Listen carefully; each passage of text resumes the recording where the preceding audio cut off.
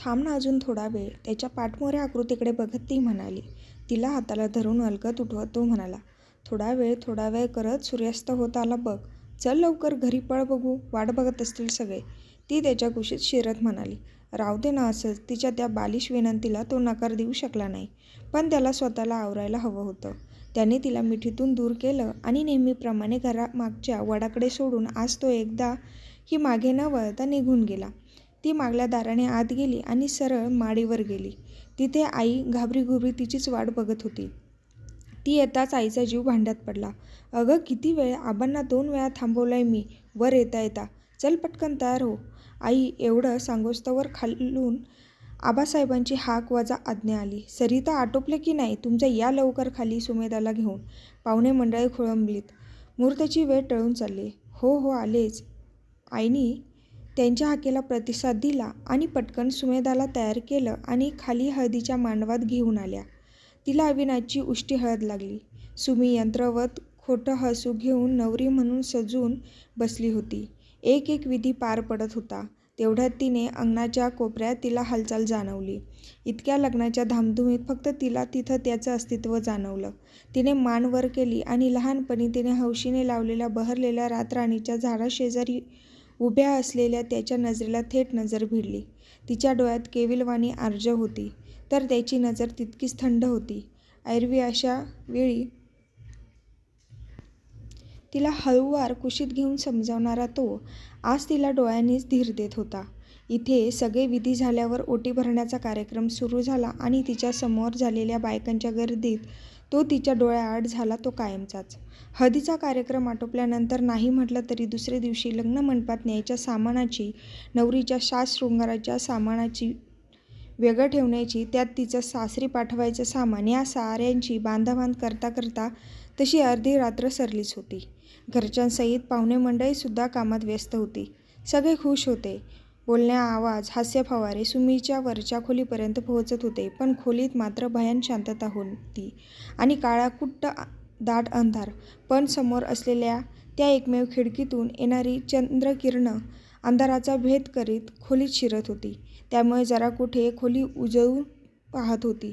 तो सुमेधाने पडदा ओढून पुन्हा खोलीत अंधार केला. तेवढ्यात जिन्यात पावलं वाजली. कांकण देखील किणकिणली. यावेळी कोण? आई आणि वहिनी असेल. मी झोपली की नाही ते पाहायला आली असेल, असा विचार करत सुमी लगबगीने येऊन पलंगावर बहुडली आणि तिने पांघरून डोक्यावर ओढून घेतलं. खोलीचं दार उघडून कोणीतरी आत डोकावलं. आई, वंश झोपल्या. वहिनीचा आवाज सुमीच्या कानावर पडला. पाठोपाठ दार ढकलण्याचाही आवाज आला. सुमेधाला वाटलं वहिनी निघून गेली, म्हणून तिने डोक्यावरचं पांघरून दूर सारलं. तर समोर आई आणि वहिनी दोघी तिच्याकडे भरल्या डोळ्यांनी बघत उभ्या होत्या. वहिनी बाजूला येऊन बसली आणि आई उशाशी. सुमीने अलगद आईच्या मांडीवर डोकं ठेवलं. वहिनी तिच्या चेहऱ्यावरून हात फिरवत म्हणाली, आम्ही पण प्रयत्न करत होतो ग दोघी. वहिनी, तुम्ही तुमच्या परीने सारं केलतं. आता प्रयत्नांचा काळ सरला. झालं गेलं, विसरून जा सारं, ती तितक्याच शांततेत म्हणाली. शेवटचं रडून घे पोरी. आई केविलवाण्या नजरेने तिच्याकडे बघत म्हणाली. नाही ग आई, रडायचं तोवर रडले, आता नाही रडू येत. असो, आणि म्हटलं ना मी, विसरा मागचं सगळं. चला, सकाळी लवकर उठायचंय आणि हसा, आता लग्न आहे उद्या माझं. हे सांगताना तिची नजर निर्विकार होती आणि आवाज खोल गेला होता. आता यावर बोलणारं तरी काय? त्या दोघी निमूट तिथून निघून गेल्या. लग्न झालं.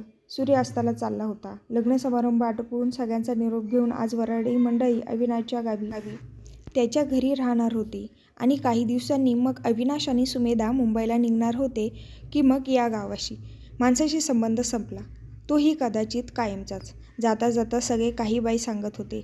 आई पोरीला सांभाळा म्हणत रडत होती. वहिनी जप जीवाला म्हणत होती. दादाला या दोघींना आवरता पुरे वाट झाली होती. आणि आबा, ते दूर उभे राहून आसव टिपत होते. पण गाडी वळसा घेईपर्यंत तिची नजर मात्र त्या वडामागे उभ्या असलेल्या त्याच्यावर खिळली होती. गाडी वळण घेऊन मुख्य रस्त्याला लागली आणि गाडी तिच्या नणंदेची थट्टा मस्करी सुरू झाली. तीही त्याला वरवर प्रतिसाद देत होती, पण मन मात्र अलगद त्याच्या उंजळीत ठेवून आली होती. नुसत्या शरीराने ती त्यांच्यात वावरत होती. शेवटी सगळे विधी व्यवस्थित पार पडले आणि अविनाशबरोबर ती मुंबईला आली. आठवडाभर सगळं उसवतं लावतं सेट करत वेळ गेला. हळूहळू स्थिर स्थावर झालं. अशीच एका रात्री ती बेडरूममध्ये आली. अविनाश शांत झोपला होता. खिडकीतून चंद्रप्रकाश त्याच्या चेहऱ्यावर पडत होता. निरागस भाव त्याच्या तोंडावर पसरला होता. तिने क्षणभर त्याला निहाळलं आणि ती रूमला लागून असलेल्या बाल्कनीमध्ये उभी राहिली. खाली रस्त्यावर गाड्यांची ये-जा सुरू होती. रस्त्यालगतचे दिवे चकाकत होते. मंद वाऱ्याच्या झुळकेने पडदे हलत होते. दूरदूरपर्यंत मुंबई नगरी लकाकत होती. पण तिच्यापुढे मात्र तरळत होता तो भूतकाळ, अगदी काल परवा घडून गेल्यासारखा.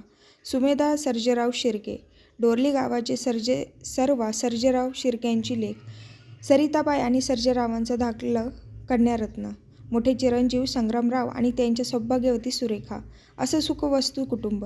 सर्जेरावांचा साखर कारखान्यांचा व्यवसाय होता. त्याचे हिशोबाचे कामकाज पाहणारे रामजी करणे कारखान्यात आणि घरीही येणे-जाणे असायचे. तसे त्यांचे घरही सर्जेरावांच्या वाड्याच्या मागच्या बाजूला होते. त्यांचा एकुलता एक लेक संजीव आणि सुमेधा एकाच वयाचे, सोबतच लहानाचे मोठे झाले. लहानपणी हातात हात गुंफून गावभर फिरायचे. नदीकाठी भातुकली मांडायचे. राजा-राणी बनून खरे नवरा-बायको असल्यासारखे वागायचे एकमेकांशी. सुमी संजूला खोटं जेवण करून वाढायची. संजू कामाला शेतात जायचा. ती शेतात शिदोरी घेऊन जायची. दोघे आंब्याच्या झाडाखाली एकमेकांना घास भरवायचे आणि खेळून झाल्यावर नदीच्या काठावर पाण्यात पाय टाकून दोघे झाडांच्या सावलीत बसायचे आणि संजू त्याची बासरी वाजवायचा आणि सुमी मुग्ध घेऊन जायची. कधी कधी दोघांच्याच कट्टी फू व्हायची. मग संजू मुरमुरे शेव देऊन मनवायचा आणि सुमी खुदकन हसायची आणि दोघांची पुन्हा कट्टी व्हायची.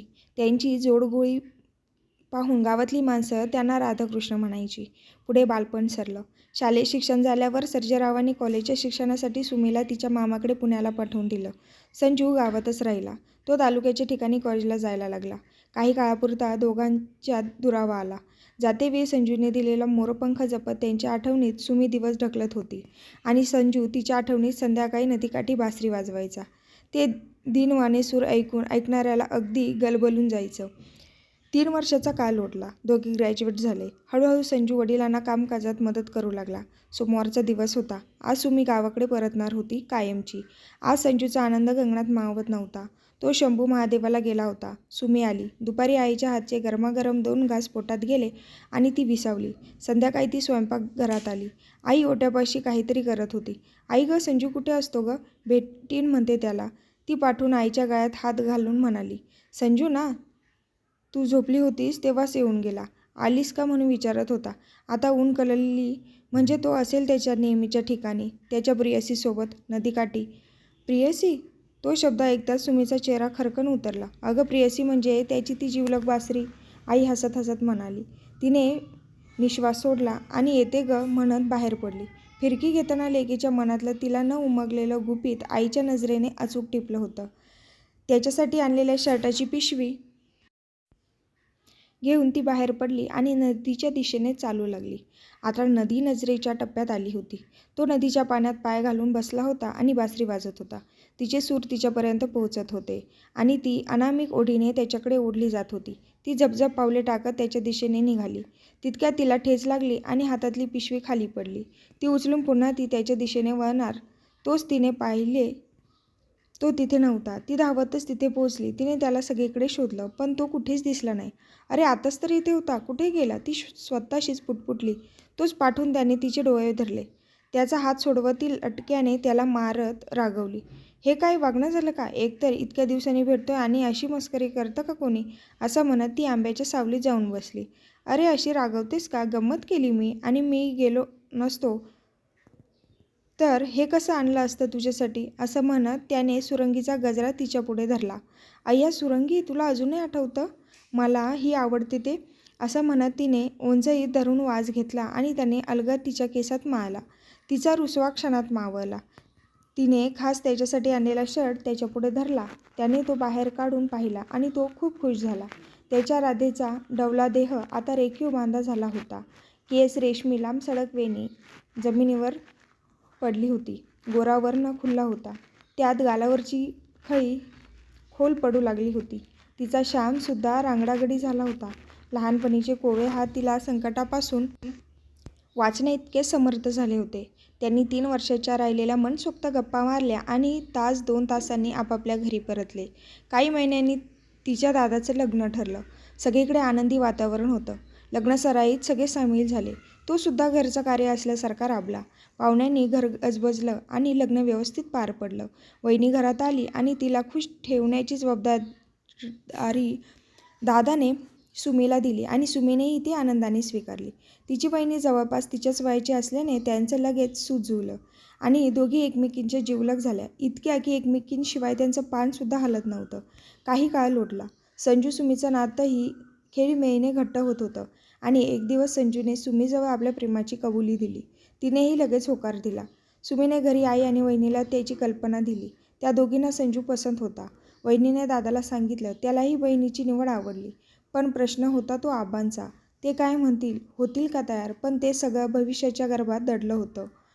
एक दिवस अशीच संजूच्या खांद्यावर डोकं ठेवून नदीकाठी बसलेली असताना आबांनी तिला पाहिलं आणि त्यांचा रागाचा पारा चढला.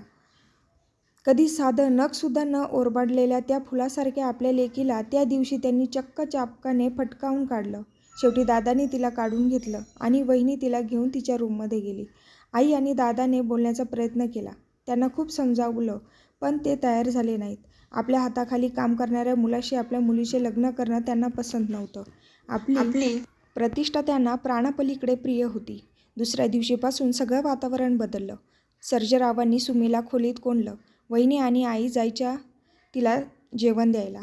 तिच्या सुकुमार देहावरच्या जखमा अजून भरल्या नव्हत्या. संजूलाही एव्हाना सगळं कळलं होतं. त्याच्या घरीसुद्धा त्यांच्या नात्याबद्दल माहीत होतं, म्हणून झाल्या प्रकाराने सारे हळहळत होते. रामजींनी सर्जेरावांचे पाय धरले आणि जुना जाणता विश्वासू माणूस म्हणून त्यांची नोकरी वाचली. आठवडा सरला. घरात तणाव कायम होता. संजू येऊन काम करून जात होता. वहिनी कधीतरी संधी साधून 5 मिनिटं त्या दोघांना भेटवत होती. एक दिवस सर्जेराव पुण्याला गेले होते. संधी पाहून वहिनी आणि आईने सुमीला खोलीतून बाहेर काढलं. संजूला निरोप धाडला. दोघे भेटले नदीकाठी. तिच्या हातात बॅग आणि त्याच्या हातात चाफ्याचं रोप. ते पाहून ती अगदी चक्रावली. संजू, काय हे? आबा घरी नाहीत. चल जाऊ इथून दूर, जिथे कुणी आपल्या प्रेमाच्या आड येणार नाहीत. तू नेशील तिथे येईन मी. चल, ती कळवळून म्हणाली. हातातलं रोप खाली ठेवून तो तिच्या जवळ आला. खाली झुकलेला तिचा चेहरा अलगद हनुवटीला धरून वर उचलला आणि म्हणाला, आता बस. आपली भातुकली इथेच पुरे. आपला प्रवास इथपर्यंतच होता. बघ पिल्लू, समजून घे. आपल्या माणसापासून दूर, त्यांच्या आशीर्वादाविना आपला संसार सुखाचा होणार आहे का? तुझ्या आणि माझ्या घरच्यांची जपलेली प्रतिष्ठा धुळीस मिळेल. त्यात आबांना एक अटॅक येऊन गेलाय. हा धक्का ते सहन करू शकणार नाही. ते आणि माने आहेत. ते नाही स्वीकारणार आपलं नातं. विसर मला आणि आबा सांगतील त्या मुलाशी लग्न करून सुखी हो. हे बोलताना त्याला अनंत यातना होत होत्या. माझी एक शेवटची मागणी ऐकशील? तुला फुलं खूप आवडतात म्हणून हा आणला होता मी, चाफा. चल सोबत लावू आणि आपल्या गोड प्रेमाच्या प्रवासाचा सुगंधी शेवट करू. असं म्हणत तिच्या हातून आणि भरल्या डोळ्यांनी दोघांनी चाफा नदीकाठी लावला आणि दोघे एकत्र घराच्या दिशेने वळले. तिला वडाजवळ सोडलं आणि तो मागच्या बाजूने घरी गेला. सर्जेराव पुण्याहून परतले ते सुमीचं लग्न ठरवून. तिच्या मामाच्या मित्राचा मुलगा अविनाश भोसले, उंच देखणा मुलगा, भरीव देहयष्टी असलेला, हसरा प्रसन्न चेहरा, कुणाच्याही सहज पसंतीत पडावा असा. ती तिथे कॉलेजला असताना तो आणि त्याचे बाबा घरी आलेले तेव्हा जुजबी ओळख झाली होती आणि तेव्हाच ती त्यांच्या मनात भरली होती. आज सर्जेरावांनी भेट घेऊन रीतसर बोलणी केली होती. घरात येऊन सगळ्यांना याबाबत सांगितलं. थोडक्यात तंबी दिली. महिन्याभरात दारी मांडव सजला आणि हा हा म्हणत हळदीचा दिवस उजाडला. सकाळी चुडा भरण्याचा कार्यक्रम झाला आणि सुमीवर आपल्या खोलीत गेली. तिथं कितीतरी वेळ खिडकी बाहेर बघत बसली होती. नदीचं पात्र दूर नजरेच्या टप्प्यात येत होतं. तिथली हिरवाई, कधीतरी तिने मांडलेली भातुकली, तिच्या करपलेल्या प्रेमाच्या आठवणी तिला अस्वस्थ करीत होत्या. ती विचारात असताना आई तिथं आली. लेकीची अवस्था पाहवत नव्हती, पण तिचासुद्धा नाईलाज होता. लेकीसाठी अक्षरशः सर्जेरावांचे पाय धरले होते तिने, पण ते काही वधले नाहीत. आईच्या डोळ्यात पाणी आलं. ती परत जायला वळणार तोच सुमीने तिला हाक मारली. आई ग, काय ग? काही हवंय का बाळा? आईने विचारलं. मला भेटायचं त्याला शेवटचं. ती म्हणाली, काय? पण आता ते कसं शक्य आहे? इतकी मंडळी आहेत घरात आणि यांना कळलं तर उभं चिरतील तुला आणि मला. नको बाळा, आई एक शेवटची भेट. गेल्या पावली परतेन. हात जोडते, जाऊ दे मला, ती कळवळून म्हणाली. तिची तगमग पाहावेना म्हणून शेवटी आईने परवानगी दिली. हळदीच्या संध्याकाळी 7चा मुहूर्त होता. ती 5ला मागच्या बाजूने बाहेर पडली. वहिनी करवी संजूला आधीच निरोप पोहोचला होता. तो नेहमीसारखा तिच्या आधीच पोहोचला होता. संजू, ही शेवटची संधी आहे रे. चल, मला घेऊन चल. सगळं सोडून आले फक्त तुझ्यासाठी, ती जीवाच्या आकांताने सांगत होती त्याला. नाही, आजही माझं तेच म्हणणं आहे. आपल्या माणसांना दुखवून सुखी नाही व्हायचो आपण. आणि आता तर समजावण्याची वेळसुद्धा टळून गेली. तुझ्या हातावर दुसऱ्या कोणाची तरी मेहंदी रंगली आहे. त्याच्या नावाच्या बांगड्या किणकिणतायत. आज उष्टी हळद लागेल आणि उद्या त्याच्या नावाचं डोरलं गळ्यात पडेल. कपाळावर कुंकू तो लावेल आणि 7 जन्म सोबत राहीन असं वचन द्यायचंय सप्तपदी चालून. तनानेच नाही तर मनानेही सुद्धा त्याचं व्हायचंय सुमे. आपली साथ आज इथे संपली. तुझ्या हृदयातला संजू इथेच ठेवून जा. विसर मला, सुखी हो. तो तिला डोळ्यात डोळे घालून सांगत होता. यावर ती काय बोलणार होती? एकदा शेवटची त्याच्या मिठीत विसावून ती निघाली नव्या आयुष्याची सुरुवात करायला. त्याने एकदा शेवटचं तिला वडाकडे सोडलं आणि नेहमी वळून पुन्हा भेटू म्हणणारा तो आज मागे न बघता निघून गेला. काय गं, अजून जागी? बरं वाटत नाहीये का? मागे उभं राहून अविनाश तिला विचारत होता. त्याच्या आवाजाने ती भानावर आली. नाही हो, ठीक आहे. मी झोप येत नव्हती म्हणून इथे आले उठून. असं आहे तर. आमच्या राणी सरकारांना झोप येत नाहीये. मग आम्ही काय करू सांगा? गीत गाऊ की वारा घालू? काय सेवा करू? आज्ञा करावी राणी सरकार, तो म्हणाला. तेव्हा ती त्याच्या समाधानासाठी खळखळून हसली आणि त्याची कळी खुलली. अविनाश बाहेरून एकदम कणखर होता, व्यवहारदक्ष होता, तितकाच मनाने सौम्य आणि निरागस होता. त्याने क्षणात तिला जिंकलं होतं आणि तीही पूर्वायुष्य मनाच्या कुपीत बंद करून त्याच्या सुखदुःखात सामील झाली. कधी कधी तिला वाटे की त्याला सारा भूतकाळ सांगून टाकावा, पण आपल्या भूतकाळाचं सावट त्याच्या सुखी आनंदी जीवनावर नको असं वाटून तो विचार दूर सारायची. काळ सरला. कालांतराने त्याच्या संसारवेलीवर 2 गोड फुलं उमलली. मुलीच्या वेळी पहिल्या बाळंतपणासाठी माहेरी गेली तेव्हा समजलं. तिच्या लग्नाच्या दुसऱ्या दिवशी संजूने तो गाव सोडला होता आणि तो कुठे गेला कोणालाही ठाऊक नव्हतं. त्याचे बाबा अजूनही त्यांच्या घरीच काम करीत होते. आई बिचारी त्याच्या येण्याकडे डोळे लावून बसली होती. पुन्हा तिच्या जीवनात खळबळ उडाली. कुठे गेला असेल? त्यांनी जीवाचं काही बरं वाईट तर करून घेतलं नसेल ना? 1 ना 1000 प्रश्न तिच्या मनात उमटले. पण ते पुसून टाकण्यापलीकडे ती काय करू शकत होती? तिच्या मुलीचा जन्म झाला. त्यानंतर 3 महिने राहून ती मुंबईला परतली. मुलाच्या वेळी तर सासूबाई मुंबईला येऊन राहिल्या. त्यानंतर मुलांसोबत कधीतरी सुट्टी तिथे जाण्याचा योग असे. पण मुलं मोठी झाल्यावर अविनाश त्यांना सोडून यायचा. त्यानंतर तिथं जाणं जवळजवळ बंदच झालं. नवऱ्याचं ऑफिस, मुलांची शाळा, कॉलेज या सगळ्या संसाराच्या व्यापात ती पुरती गुरफटली. संसाराचा गाडा हाकता हाकता कधी 25 वर्ष सरली कळलंच नाही. तारुण्य सरलं. केसात वृद्धत्वाची चंदेरी खुणा उमटू लागल्या. चेहऱ्यावर 4-2 चुकार सुरकुत्याही दिसू लागल्या. 2 वर्षांपूर्वी मुलीचं लग्न झालं आणि आठवड्याभरापूर्वी मुलाचे सुद्धा 2चे 4 हात केले.